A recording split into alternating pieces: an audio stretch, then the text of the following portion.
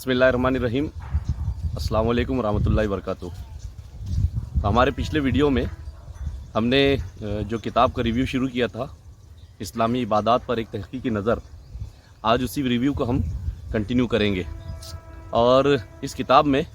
मौलाना मौदूदी ने जो सबसे पहली इबादत कवर की है वो नमाज है। तो नमाज के ताल्लुक़ से जो तहक़ीक़ात उन्होंने अपनी पेश की है और जो उनके ख़यालात है जो उन्होंने पेश की है इस किताब के अंदर, तो वो आज हम आप लोगों के सामने शॉर्ट में रखने की कोशिश करेंगे। तो अब जैसे कि हमने पिछले वीडियो के अंदर बताया था कि मौलाना मौदूदी इस किताब के ज़रिए से हमें ये समझाना चाहते हैं कि जो इस्लाम की जो ख़ास तौर से फ़र्ज़ इबादत है तो वो किस तरह से इंसान की ज़िंदगी के ऊपर अपने असरात मुरतब करती हैं, कैसे वो इंसान को एक बड़ी इबादत के लिए तैयार करती है। तो इस किताब में मौलाना मौदूदी सबसे पहली चीज़ नमाज के ताल्लुक़ से ये लिखते हैं कि नमाज असल में इंसान की ज़िंदगी में एक तरह की याद दहानी होती है। तो नमाज दिन भर में से 5 मरतबा इंसान को इस बात की याद दिलाती है कि वो इस दुनिया के अंदर अपनी खुद की मर्ज़ी का मालिक नहीं है, बल्कि वो किसी और का महकूम है, कोई और उसका हाकिम है, और वो खुद मुख्तार नहीं है। इंसान जो है तो वो खुद मुख्तार नहीं है, बल्कि वो किसी और के हुक्म का ताबे है, उसे किसी और के कानून को लेकर चलना है, किसी और के कानून को उसको इस दुनिया के अंदर नाफिज करना है। तो उसकी मिसालें इस तरह से वो लिखते हैं कि जैसे ही हम सुबह में उठते हैं तो सबसे पहले फ़जर की नमाज़ हमको ये बात याद दिलाती है कि तुमको आज दिन भर में जो कुछ भी काम करना है वो सब के सब अल्लाह ताला के कानून के मुताबिक करना है। फिर सुबह के बाद में जब इंसान अपने कामकाज के अंदर लगता है, अपने बिज़नेस में लगता है, अपनी जॉब में लगता है, तो उस बिज़नेस के या उस कारोबार के दौरान में या फिर अपनी जॉब के दौरान में उसको फिर 2 नमाज़ें ऐसी होती हैं कि जो उसको फिर से याद दिलाती है कि वो किसी का बंदा है। एक ज़ोहर की नमाज़ और दूसरी असर की नमाज़। फिर तीसरी जब नमाज़ आती है मगरिब की नमाज़, तो उस वक्त जो वक्त होता है तो वो खेल कूद का और तफरीहात का वक्त होता है, वो तमाशों का वक्त होता है। लेकिन उन खेल कूद के बीच में और उन तफरीहात के बीच में फिर मगरिब की नमाज़ आकर उसको याद दिलाती है कि ये जो तफरीहात है तो ये सिर्फ तफरीहात के अंदर ही हमारी ज़िंदगी नहीं कटनी चाहिए, बल्कि हमें असल में अल्लाह ताला की बंदगी के अंदर अपनी ज़िंदगी को गुजारनी चाहिए।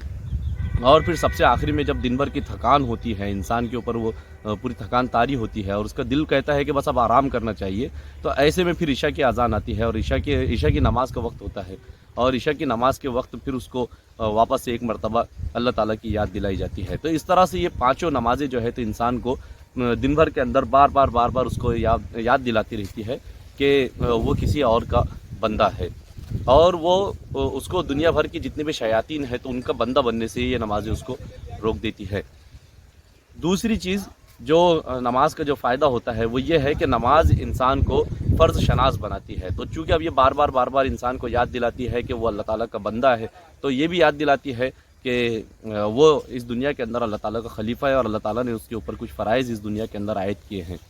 तो जो लोग अज़ान सुनते ही फ़ौरन नमाज के लिए जाते हैं तो फिर वो अपने उस फ़र्ज़ को जानते हैं, उन्हें पता होता है कि इस फ़र्ज़ की अदायगी के लिए उनको दुनिया के अंदर भेजा गया है, और इसलिए वो फ़ौरन उठ खड़े होते हैं, फ़ौरन वो नमाज के लिए पहुंच जाते हैं। और इसीलिए नमाज के बारे में फिर मौलाना मौदूदी ये लिखते हैं कि नमाज असल में जो फ़र्ज़ शनास बंदे होते हैं, तो फ़र्ज़ शनास बंदों में और ना फ़र्ज़ शनास बंदों में, जो अपने फ़र्ज़ों को नहीं पहचानते, उन दोनों के बीच में ये तफरीक कर देती है, उन दोनों को ये छाँट कर रख देती है कि कौन ऐसा बंदा है कि जो अल्लाह ताला के जो फ़राइज़ हैं तो उनको वो अच्छी तरह से जानता है, उनके ऊपर अमल भी करता है, और कौन ऐसा है कि जो इन फ़राइज़ को पहचानता नहीं है और उनके ऊपर अमल नहीं करता। तो इस तरह से नमाज फ़र्ज़ शनास बंदों को और ना फ़र्ज़ शनास बंदों को एक दूसरे से छाँट देती है। तीसरा इसका एक बड़ा फ़ायदा ये है कि नमाज की जब अज़ान जैसी होती है तो इंसान जो नमाज के लिए जाना चाहता है तो वो सबसे पहली जो चीज़ चेक करता है वो ये है कि कहीं वो किसी तरह से नापाक तो नहीं है, कहीं उसका बदन तो नापाक नहीं है, कहीं उसके कपड़े नापाक तो नहीं है। और अगर वो नापाकी की हालत में होता है तो फिर या तो वो गुस्ल करता है, या फिर वो अपने कपड़े बदल लेता है, या फिर वो वज़ू कर लेता है। ये सब वो क्यों करता है? उसके पीछे वजह सिर्फ़ और सिर्फ ये होती है कि उसको खुदा का खौफ होता है। अगर कोई इंसान बगैर वज़ू करे कि नमाज को चला जाए तो कौन है दुनिया के अंदर कि जो उसको पकड़ लेगा? कौन उसको इस बात के ऊपर उसकी गिरफ्त करेगा कि वो बगैर वज़ू के नमाज पढ़ रहा है? तो आम तौर पर जो रोज़ों के ताल्लुक़ से ये बात बताई जाती है कि रोज़े के अंदर इंसान को खुदा का खौफ इतना ज़्यादा होता है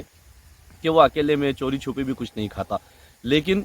नमाज के ताल्लुक़ से भी यही बात है کہ نماز کو جب انسان جاتا ہے، نماز پڑھنے کے لیے جب انسان کھڑا ہوتا ہے تو وہ باقاعدہ وضو کرتا ہے، وہ پاکی حاصل کرتا ہے اور پھر وہ نماز کے لیے کھڑا ہوتا ہے۔ اور پھر اس کی ایک اور ہم کو جو مثال ہے تو وہ یہ بھی دیکھنے کو ملتی ہے کہ نماز کے اندر جتنی بھی دعائیں پڑھنی ہوتی ہے یا جتنی بھی اذکار نماز کے ہوتے ہیں، تو انسان جب نماز پڑھنے کے لیے کھڑا ہوتا ہے تو وہ کسی اور چیز کو نہیں پڑھتا، بلکہ وہ جو اذکار نماز کے ہوتے ہیں تو انہی کو پڑھتا ہے۔ اب یہ بھی ہو سکتا ہے کہ انسان جب خاموشی میں نماز پڑھ رہا ہے تو وہ کچھ اور پڑھنا شروع کر دے، وہ چاہے تو پھر کوئی گیت گنگنا لے یا پھر وہ کوئی گانا گا لے، کوئی اس کو پکڑ نہیں سکتا سوائے اللہ تعالیٰ کے۔ لیکن انسان ایسا نہیں کرتا، بلکہ انسان صرف اور صرف انہی اذکار کو پڑھتا ہے جو نماز کے اندر پڑھے جانے چاہیے۔ یہ دوسری مثال ہے جس سے ہم کو یہ بات سمجھ میں آتی ہے کہ انسان کو نماز کس طرح سے خدا کا خوف دلاتی ہے۔ یہ ایک بہت اہم چیز ہے نماز کے تعلق سے۔ اب اگلی چیز جو مولانا مودودی لکھتے ہیں وہ تنظیم جماعت کے تعلق سے لکھتے ہیں، جو نماز کے لیے جماعت کا انتظام کیا جاتا ہے تو اس کے تعلق سے لکھتے ہیں کہ اس کے کیا کیا فوائد ہیں۔ تو اس کے بیچ کے بہت سارے ہم نے پوائنٹس اسکپ کیے ہیں، ویڈیو کو بہت زیادہ ہم لیندی نہیں بنانا چاہتے، اس لیے آپ چاہے تو پھر کتاب کو پڑھ کر اس کے بارے میں ڈیٹیل میں پڑھ سکتے ہیں۔ تو سب سے پہلا جو فائدہ اس کا ہوتا ہے جماعت کے ساتھ میں نماز پڑھنے کا، وہ یہ ہے کہ ایک تو یہ پیغام ہم کو ملتا ہے کہ ایک انسان جب اس دنیا کے اندر کوئی انقلاب برپا کرنا چاہتا ہے، جب وہ کوئی اچھا کام کرنا چاہتا ہے، تو اگر وہ اکیلا اٹھ کھڑا ہوگا تو ہو سکتا ہے کہ وہ کوئی بہت بڑا کارنامہ انجام نہ دے سکے، لیکن جب وہ بہت سارے لوگوں کے ساتھ میں مل جائے گا اور سب مل کر بہت اچھی کوشش کریں گے، جب منظم کوشش کریں گے، تو ہو سکتا ہے کہ اس دنیا کے اندر ایک صالح انقلاب برپا ہو جائے۔ تو اس طرح سے جو نماز ہے، جو نماز باجماعت ہے، تو ہم کو یہ پیغام دیتی ہے کہ اگر ہم کو اس دنیا کے اندر انقلاب برپا کرنا ہے، اگر اس دنیا کے اندر ہم کو اللہ تعالیٰ کے قانون کو نافذ کرنا ہے، اس کے دین کو قائم کرنا ہے، تو اس کے لیے ضروری ہے کہ ہم سب مل کر منظم جدوجہد کریں۔ اس کے لیے ضروری ہے کہ ہم سب کے سب مل کر ایک ساتھ کوشش کریں۔ پھر نماز کے لیے جب ہم سب کے سب مسجد کے اندر جب جمع ہوتے ہیں تو جمع ہونے کا ایک بہت بڑا فائدہ ہے۔ اس مسجد کا ایک چھوٹے سا جو اجتماع ہوتا ہے، دن بھر میں سے 5 مرتبہ جو اجتماع ہوتا ہے، تو اس کے کیا کیا فوائد ہیں تو وہ مولانا مودودی لکھتے ہیں کہ یہاں پر جتنے بھی لوگ آتے ہیں تو وہ سارے کے سارے صرف اس لیے آتے ہیں کہ انہیں اللہ تعالیٰ کو راضی کرنا ہے، وہ اللہ تعالیٰ کی رضا کو حاصل کرنے کے لیے آتے ہیں، نہ کہ اس لیے کہ کسی کو مال و دولت کی حرص ہوتی ہے، کوئی مال و دولت کے لالچ میں وہاں پر آتا ہے یا پھر عزت و شہرت کے لالچ میں آتا ہے، بلکہ سب کے سب صرف اور صرف اللہ تعالیٰ کے بندے بن کر وہاں پر آتے ہیں۔ پھر اس طرح کا جو اجتماع ہوتا ہے مسجد کے اندر، تو اس کا ایک فائدہ یہ بھی ہوتا ہے کہ انسان اگر اپنے آپ میں گناہگار ہوتا ہے تو وہ اس اجتماع کو دیکھ کر خود بخود وہ نادم ہو جاتا ہے اپنے گناہوں پر، اور پھر سونے پہ سہاگا اس وقت ہوتا ہے کہ جب انسان نے کوئی گناہ کسی اور انسان کے سامنے کیا ہے اور وہ انسان بھی اس وقت مسجد کے اندر موجود ہے، تو ایسے میں یہ ہوتا ہے کہ وہ جو انسان جو گناہ گار انسان ہے تو وہ اس شخص سے نظریں تک کے نہیں ملا سکتا، کیونکہ اس کو پتہ ہے کہ یہ شخص اس کے گناہ کا گواہ ہے، اس کا رازدار ہے۔ تو ایسے میں فرد کے اندر خود بخود پھر احساس ندامت پیدا ہوتا ہے اور وہ توبہ کی طرف مائل ہو جاتا ہے۔ اس کا ایک اور بہت بڑا فائدہ ہوتا ہے، یہ تو اس کے روحانی فوائد ہیں، لیکن دنیاوی لحاظ سے اگر اس کے فوائد دیکھیں تو وہ بھی بہت بڑے بڑے فوائد ہیں۔ ایک تو یہ ہے کہ جب نماز کے لیے سب لوگ ایک جگہ جمع ہوتے ہیں تو پھر وہاں پر ایک دوسرے کو جاننے پہچاننے کا موقع ملتا ہے، ایک دوسرے سے شناسائی بڑھتی ہے، لوگ ایک دوسرے کے غمخوار بنتے ہیں، ہمدرد بنتے ہیں، اور پھر یہ ہوتا ہے کہ جب کسی کے چہرے سے کسی کو پریشانی نظر آتی ہے، کسی کے چہرے پر پریشانی جھلکتی ہوئی نظر آتی ہے، تو سب کے سب لوگ اس کی طرف مائل ہو جاتے ہیں اور سب لوگ اس سے پوچھنے لگتے ہیں کہ اس کو کیا پریشانی ہے، اس کی پریشانی معلوم کرنے کے لیے اور اس کی پریشانی کو حل کرنے کی کوشش میں لگ جاتے ہیں۔ کسی کے کپڑے اگر پھٹے پرانے نظر آئے تو سب کے سب اس کی مدد کے لیے دوڑ پڑتے ہیں۔ پھر یہ بھی ہوتا ہے کہ کوئی صاحب اگر ہمیشہ نماز کے لیے آتے ہیں تو ایک آدھ مرتبہ اگر وہ کبھی نماز کو نہیں پہنچ پاتے تو سب کے سب لوگ سوچ میں پڑ جاتے ہیں کہ وہ آج نماز کے لیے کیوں نہیں آئے۔ تو ہو سکتا ہے کہ ان کو کوئی پریشانی ہو گئی ہو یا پھر ان کی طبیعت خراب ہو چکی ہو یا پھر اور کچھ ہوا ہو، تو سارے کے سارے لوگ ایک دوسرے کی پھر حالات سے باخبر ہوتے ہیں، ایک دوسرے سے واقف ہوتے ہیں، اور اس طرح سے سماج کے اندر ایک اخوت کا، بھائی چارے کا ایک بہت بہترین ماحول اس مسجد کے اجتماع کے ذریعے سے پروان چڑھتا ہے۔ یہ ایک بہت بڑا فائدہ مسجد کے اجتماع کا ہوتا ہے۔ اب سب سے آخری چیز جو ہے وہ ہے امامت کے تعلق سے، کہ جب نماز باجماعت پڑھائی جاتی ہے تو پھر کسی ایک شخص کو ہمارا امام بنایا جاتا ہے۔ مولانا مودودی اس کی مثال یہ دیتے ہیں بلکہ اس کی ایک طرح سے یہ تمثیل پیش کرتے ہیں کہ یہ جو امامت ہوتی ہے تو اصل میں یہ انسانوں کو تیار کرتی ہے، مسلمانوں کو تیار کرتی ہے اس چھوٹی مسجد کے اندر، تاکہ وہ بڑی مسجد میں جس کا نام دنیا ہے تو وہاں پر بھی پھر وہ قیادت کے کیا کیا جو فرائض ہوتے ہیں، جو اس کے اختیارات ہوتے ہیں، تو وہ کس طرح سے ان کو انجام دیں گے، تو وہ سب چیزیں اس چھوٹی مسجد کے اندر ہم سیکھتے ہیں، تاکہ بڑی مسجد میں جس کا نام دنیا ہے تو وہاں پر بھی ہم بہترین طریقے سے عمل کر کے دکھا سکیں۔ تو اب دیکھیے کہ امامت کے لیے جو شرائط بتائی گئی ہیں احادیث میں، اور دوسری کچھ فقہا وغیرہ کے ذریعے سے جو شرائط بتائی گئی ہیں، تو وہ ایک ایک شرط کو جب ہم پڑھتے ہیں تو ہمیں معلوم پڑتا ہے کہ کس قدر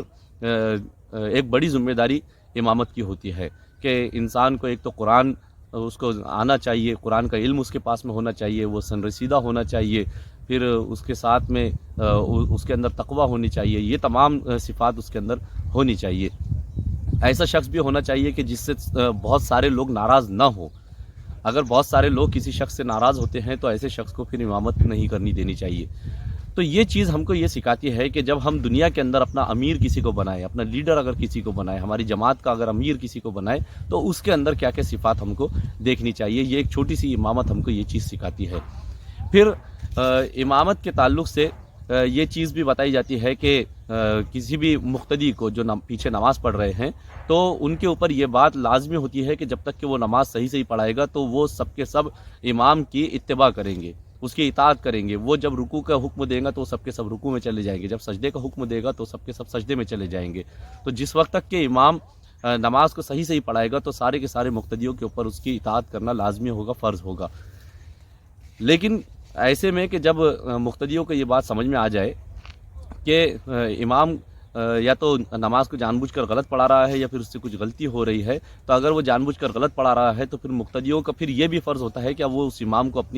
اس کی امامت سے ہٹا دے اور اس کی جگہ کسی دوسرے فرد کو اپنا امام بنائے۔ تو یہ چیز بھی ہم کو دنیاوی جو ہمارے لیڈرز ہوتے ہیں، جو ہمارے امیر ہوتے ہیں، جو ہمارے قائدین ہوتے ہیں، تو ان کے تعلق سے بہت اچھی چیز ہم کو سکھاتی ہے کہ جب تک کہ یہ ہمارے لیڈرز ہم کو اللہ اور اس کے رسول کے حکموں کے مطابق لے کر چلیں گے تو اس وقت تک کہ ہم ان کو اپنا لیڈر مانیں گے۔ لیکن جب یہ ہمیں اللہ اور اس کے رسول کے خلاف حکم دیں گے تو ہم پھر ان کی لیڈری کو قبول نہیں کریں گے، ہم ان کی قیادت کو قبول نہیں کریں گے، بلکہ ان کو ہٹا کر دوسرے کو کسی اور کو لے آئیں گے۔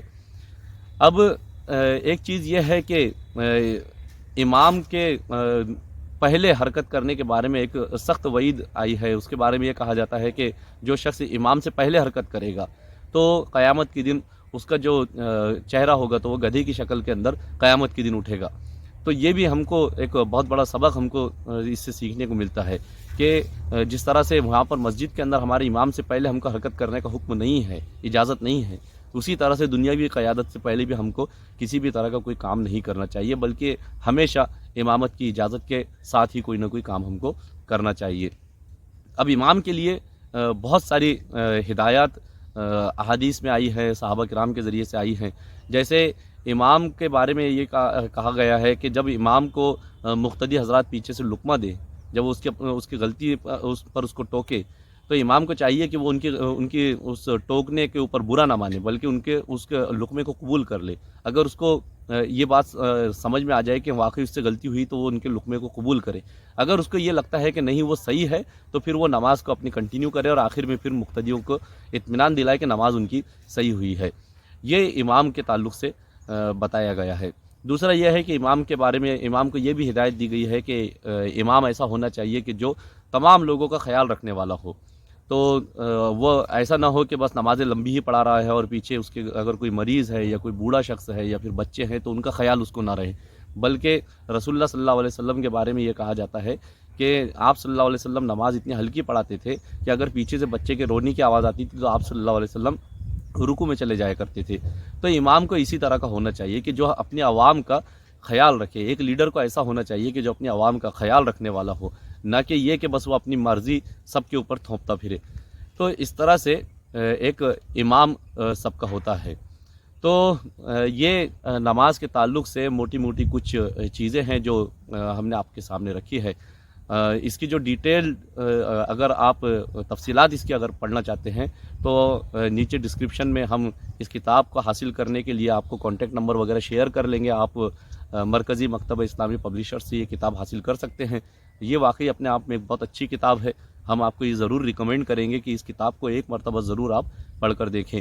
ہم امید کرتے ہیں کہ یہ ویڈیو آپ کو پسند آیا ہوگا۔ اگر اس ویڈیو سے آپ کو کچھ بھی سیکھنے کو ملا ہے تو یہ ہمارے لیے بہت بڑی خوشی کی بات ہے۔ ہم آپ سے گزارش کرتے ہیں کہ ہمارے اس ویڈیو کو لائک کریں، اپنے دوستوں تک اس کو شیئر کریں اور ہمارے چینل کو سبسکرائب ضرور کریں۔ اگلی ویڈیو میں آپ سے ملاقات ہوگی۔ السلام علیکم ورحمۃ اللہ وبرکاتہ۔